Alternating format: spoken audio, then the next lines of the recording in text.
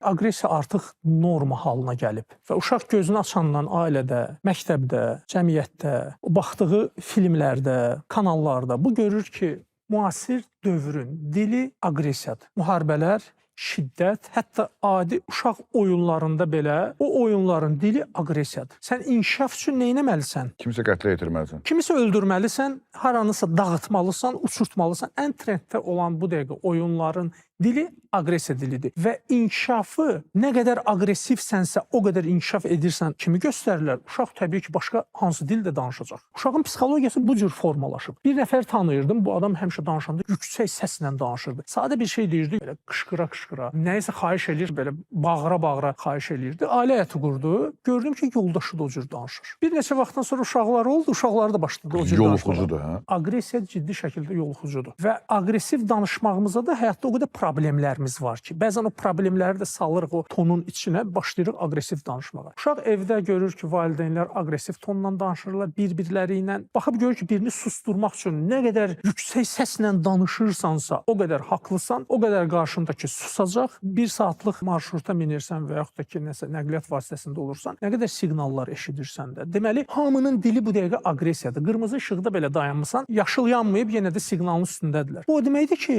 biz cəmiyyətdə aqressiyanı artıq norma halına gətiririk. Bu cəmiyyətin içində böyüyən övlad da valideynlərindən çox cəmiyyətin övladı olacaq. Daha çox onlara bənzəyəcək. Ona görə uşaq ananın ətəyində bunu öyrənir, atası ilə ünsiyyətdə bunu öyrənir, təhsil ocağından bunları götürür və yavaş-yavaş bu uşaqda artıq danışıq dili bu cür formalaşır.